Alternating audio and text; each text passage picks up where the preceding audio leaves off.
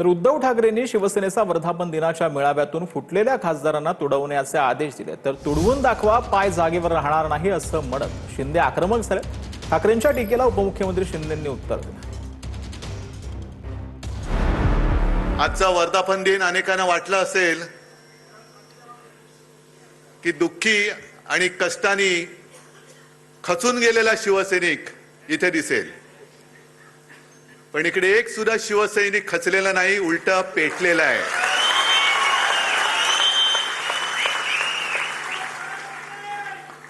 आणि त्या कांबळेला कसा तुडवला पुढचं तुम्हाला माहिती आहे। कारण अनेक जण मला सांगतात की उद्धवजी आता तरी आदेश द्या। म्हटलं आदेश बाळासाहेब कधीच देऊन गेलेत। आता म्हणतात तुडवा, हिम्मत असेल तर समोर या। रामदास भाईचं बोलले, तुडवायला हे शिवसैनिक तुमचे पाय जागेवर ठेवतील का? तुडवायला पाय लागता। हे शिवसैनिक आहेत, हे कडव्या बाळासाहेबांच्या विचारांचे आहेत, धर्मवीर आनंद दिघे साहेबांच्या विचारांचे आहेत। यांचे खोके खोक्यावर खोके। म्हणजे शेतकरी रडतोय, त्याच्या मालाला हमीभाव नाही, पण आमदार खासदाराचा हमीभाव ठरलेला आहे।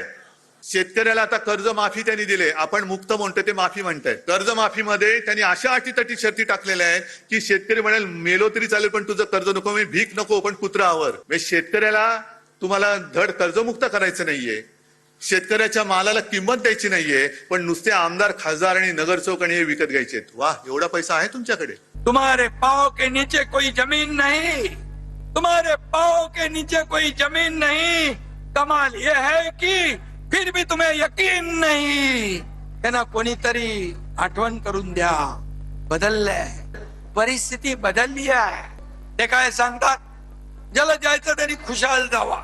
त्यांच्या अहंकाराचा फुगा रोज फुकतोय। अरे बाबा, जावा जावा म्हणून सगळेच जाऊ लागलेत। का जाऊ लागलेत याचं आत्मपरीक्षण करा, आत्मचिंतन करा। तुम्हाला शोलेतल्या असरानीचा डायलॉग आठवतो ना,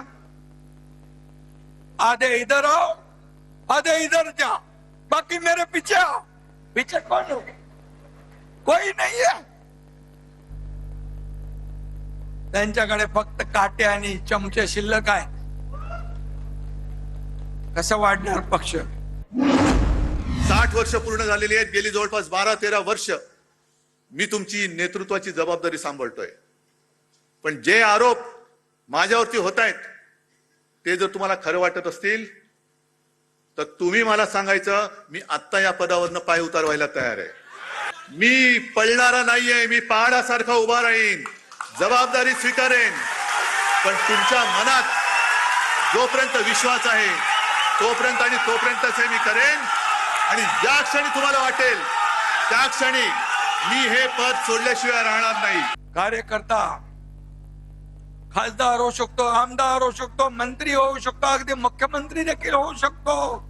ज्या दिवशी माझ्या समोर बसलेला एखादा कार्यकर्ता कार्यकर्तृत्वाच्या जोरावर इथं येऊन मुख्यमंत्री म्हणून भाषण करेल, तो सगळ्यात आनंदाचा दिवस एकनाथ शिंदे सारखे असेल।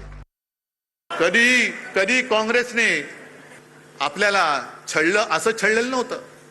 कधीही काँग्रेसने मातोश्रीवरती डोळे असे हावरटासारखे उगारून बघितलेले नव्हते, पण आज भाजपा शिवसेना मुळासकट उखडून टाकायला निघालेला आहे, मातोश्रीला बदनाम करायला निघालेला आहे। हा फरक आहे। आणि ही संस्कृती भले काँग्रेस कोण असेल ती असेल, पण तुमच्या हिंदुत्वापेक्षा काँग्रेस त्यांच्या शब्दाला जागलेली आहे। महाराष्ट्र गडचिरोली पुरता नक्षलवाद त्यांनी खतम केला नाही तर देशातला संपूर्ण नक्षलवाद खत्म करण्याचं काम त्यांनी केलं। 370 कलम हटवण्याचं काम त्यांनी केलं।